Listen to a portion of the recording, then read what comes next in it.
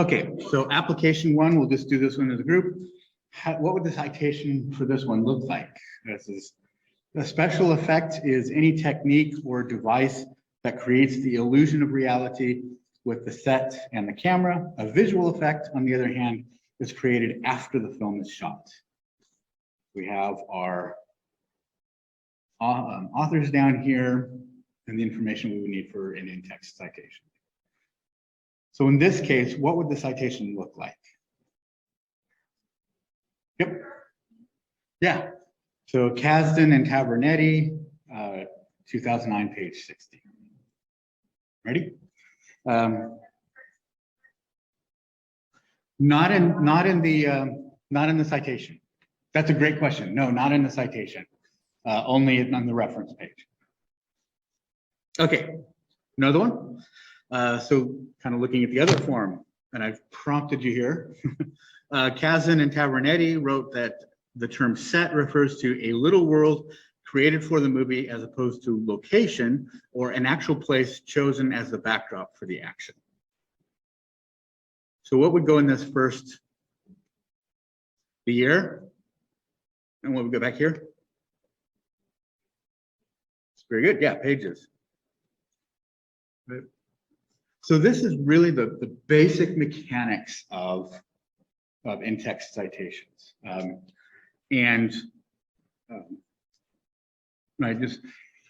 think really an important point here is in each style, you'll notice that the name and the date are right next to each other. So make sure that those are, whether you use this style or this style, make sure that that date and the names are right next to each other. Why is that important? In science writing. Yeah, show it's recent. Okay, so this is an interesting thing in nursing. I'm not normally working with nursing students, so I'm not totally sure on this. So perhaps you can help me. How old should information be? Go 5.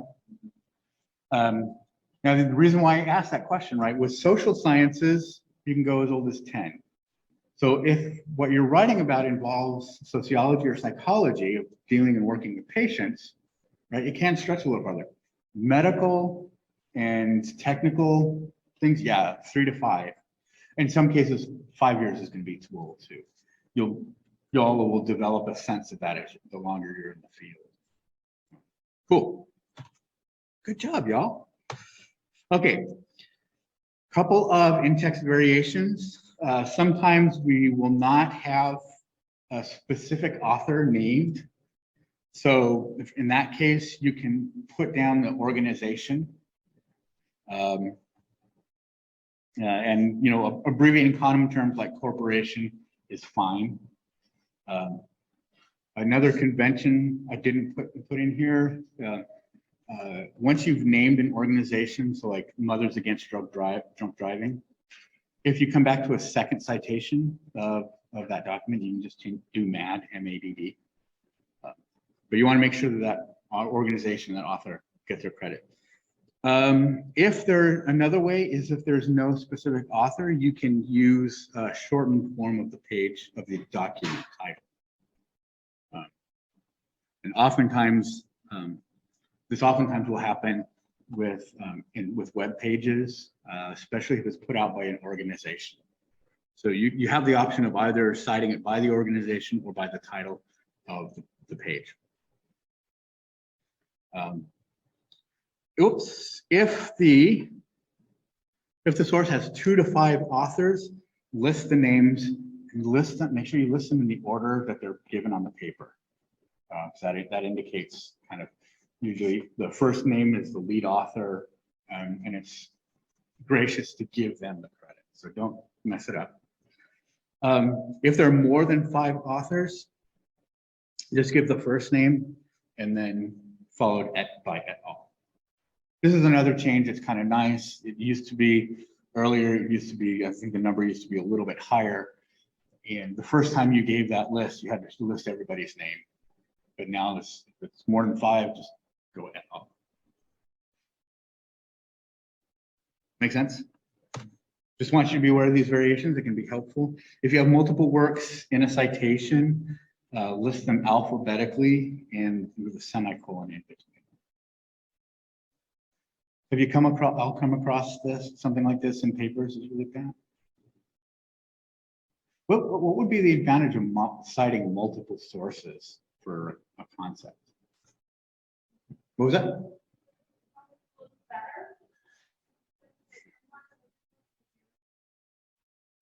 Yeah, I mean, that can be part of it. Another big reason why authors will do that is to show the strength of the idea. This idea is so strong and so well established that multiple people are coming to the same conclusion. And that's important to realize and to understand.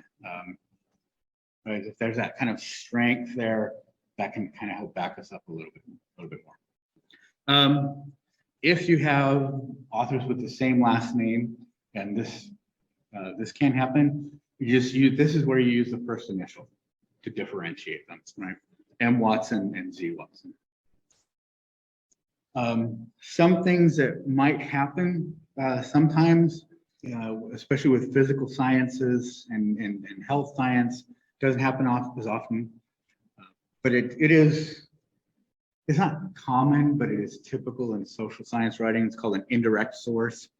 So if somebody else includes a source, a quotation from another piece, if that comes up, the best practice is chase down that first piece and get it from that. But it is okay sometimes to, the author is the first author, the first author, but then you say as cited in, and this is the source you got it from. Right? Again, best practice, go back and find the first piece. But sometimes, especially as a student, when you've got limited time for writing, that may not always be possible. Sometimes it may not be, you may not be able to get access to the original. If that's the case, this is a perfectly acceptable workaround. Okay, reference pages, complete listing of the source, hanging indent, and they're alphabetically by the first author's last name. If you have multiple studies by the same author, they go in chronological order. Okay, this is the part that I hopefully really helps. End citations. The way I like to talk about it is, this is a kind of a structural way to look at it. End citations, I'll address these 4 questions. Who made it? When was it made? What is it? And where can I find it? Right, so this modular approach. And here's an example. Right, so we can start to see where this goes. Now, sometimes, right, the who made it might be a corporation. If there's nothing there that helps us with that, sometimes the what is it might be how we list it. Right. The when was it made is always going to be second. Sometimes starting like this, so like with a website, sometimes what will happen is we'll put a title out here, and then as part of this is going to, excuse me, as part of this information, where can I find it?